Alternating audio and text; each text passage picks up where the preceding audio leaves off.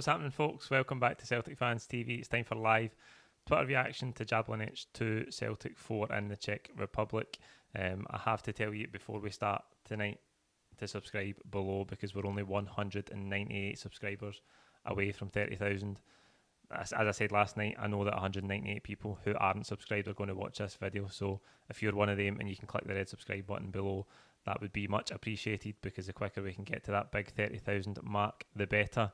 We'll start tonight with Alex O'Donnell. Good result overall. Happy for Ange to get his first competitive win. But Beaton and Valson continue to prove how they are absolute liabilities in the back. Replacements are well needed, and good to see Kyogo get his first goal as well. Abada man of the match for me, and on to the weekend. I thought tonight there's plenty of positives. A lot of the attacking play was really, really good. I'd like to see us be a wee bit more ruthless with the chances at times though. We could have had a lot more goals tonight. I know Turnbull misses early chance. Kyogo smashes one over the bar when he probably should have scored early in the second half as well. So plenty of chances. 4 goals is good though. It's just at the back we do look really, really open at times. The defence is just a mess, let's be honest. I just said in the full-time reaction there, I think you could put MD in goals. You could put Alisson Becker in goals for Celtic just now and he would look exposed with that defence in front of him. I think the system has got something to do with that as well. We are trying to play expansively. The fullbacks are getting used to a new way of playing, and it's fullbacks who are probably not technically cut out to play that type of system, so it's leaving us exposed at times. But just again, every time teams go forward, you're worried. Even against a team like Jablonec tonight, who aren't of elite European level or anything like it, you're still worried every time they attack, and that just shows you where the defence is at just now. Mark Murney, good to get first win, but the system is too aggressive. Can't ask fullbacks to keep coming into centre midfield area and expect to be solid at the back. We'll lose too many goals on the counter attack. That's a good point for Mark, and I think you see that tonight with the second goal that Jablonec score. We're just all at sea. We turn over the ball and then it's like we've no defence. Like they're just in behind us. Hart comes out as goals. Could he be a wee bit more decisive? Possibly, but he's not played a lot of football at all in recent years, Joe Hart. So don't want to be too harsh on him. And he actually gets a fingertip to the boy's chip, and then it hits the post, goes along the goal line, and near Beaton smashes it in the top corner.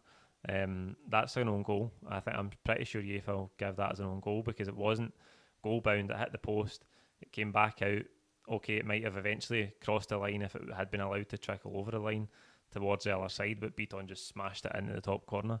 All over the place, but happy for Ange to get his first win, comfortable in the end, and back to Celtic Park next week, a full Celtic Park, but full minus the main stand I hear.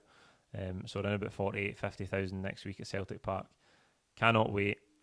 Absolutely fuming that the club are charging season ticket holders who are actually due a free qualifier full price for it, but I can't wait to get back. It's been absolutely too long, and it'll be brilliant to get back and just sample Celtic Park live atmosphere and really get behind the team again. Paul McManus, good away win in Europe, but this Beaton experiment that's been going on for years has to stop. I mean, we're still playing Beaton at centre half. I would like to see Welsh in there. I don't think he did a lot wrong in his time in the team. I've said before, I think Beaton's cycle at Celtic is finished. I know that he set up Kyogo's goal tonight. He carried the ball over the halfway line, played a good pass, but to be fair, it's Kyogo's run and touch that make the goal. And I thought he was brilliant tonight. So good to see him get his first start. You can see the quality. I think you can see the technical level of a player who can, number one, know to make that run, execute it, take the touch in his stride, and dink the goalkeeper. He looks like a really, really promising acquisition, Furuhashi, and I just can't wait to see more of him. He's really slight to be playing in that lone striker position, but I think he's got the technical ability to do it, and I think tonight he proved that. As I say, he could have had a second goal. I had him on for a hat-trick, so I was gutted when he placed that one over the bar in the second half, and he probably should have scored.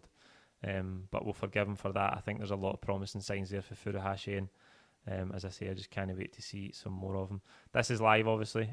You can ask your questions or put your comments about tonight's game in the live chat box below. I'll try and pick out some of them after I've done this final tweet before we finish up as well. You need to be subscribed to contribute to the live chat, so if you haven't already, click subscribe below. We'll finish tonight with Conor Warwick. We don't look too bad going forward, however it's the same issues at the back, we simply can't defend.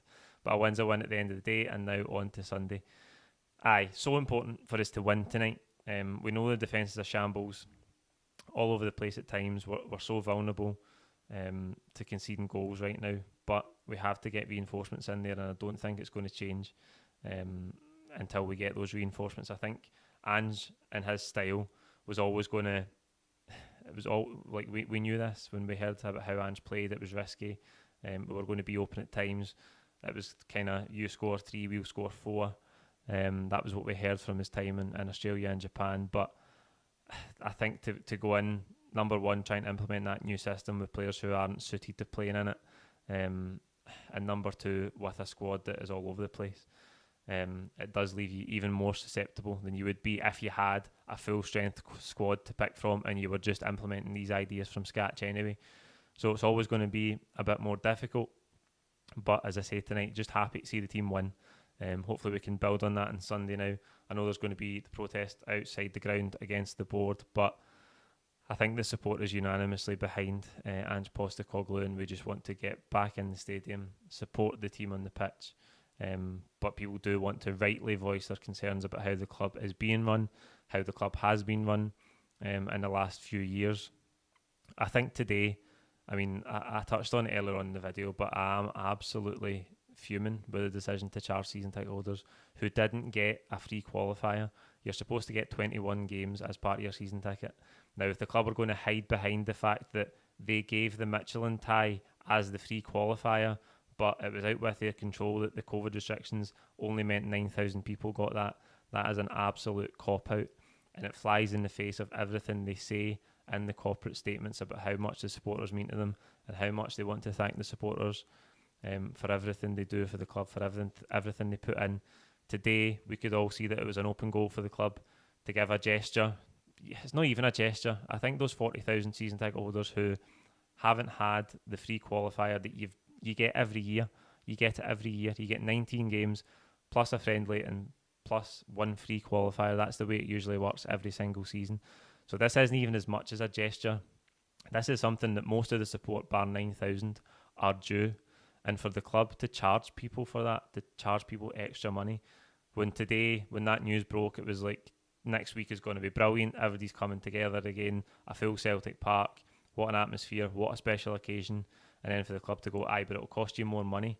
Another 20 quid, please, even though you've ploughed in 1,200 quid in return for attendance at no matches in the last 15 months. A bit of good faith would have been nice from the club there. And I'm not having this, if the £1 million that they'll make from it gets invested into the club or invested into improving the team, I'll be happy. £1 million is a drop in the ocean to Celtic, and nobody can tell me any different. I know that COVID has been hard for every business, and I don't need to hear that, they run a business at the end of the day. They tell us all the time that the supporters are so important to them, but the supporters are customers and they get treated like it time and time again. And far too often for the Celtic board, it is take, and there's never anything in return. We were promised all this added value that we didn't get last season. We got a streaming service that at times wasn't of the highest quality. It was in the main presented by the club's own TV media staff anyway. It just wasn't the added value that we were promised, and it wasn't worth 600 quid, I'll tell you that. And so for this to happen today is just another slap in the face. And I'm really, really disappointed. So on Sunday, the protest will happen at 1 p.m. I encourage you all to go and voice your concerns, if you have them, about the way the club is being run and how the board are treating the supporters. I absolutely encourage you to do that. But in terms of on the pitch, I hope the team can build on tonight's victory, get a strong win. We need it in the league. We've got to start racking up points in the league. This is a huge month for us. We've got off to a bad start at Tynecastle. So we've got to get 3 points on the board and another really good performance on Sunday. We'll jump to a couple of comments from the live chat box before we finish up. Nifty 50 saying we were warned by Japanese and Australian journalists to expect lots of results like this. But as long as we score more than we concede, then that's all good. I think that's a fair point. there's always going to be teething problems and implementing that new philosophy, as I said earlier on. And we knew that Ange and his style was going to be really, really risky. And at times we would concede goals, and I think that's going to happen for the next few months, certainly before we get bodies in the door.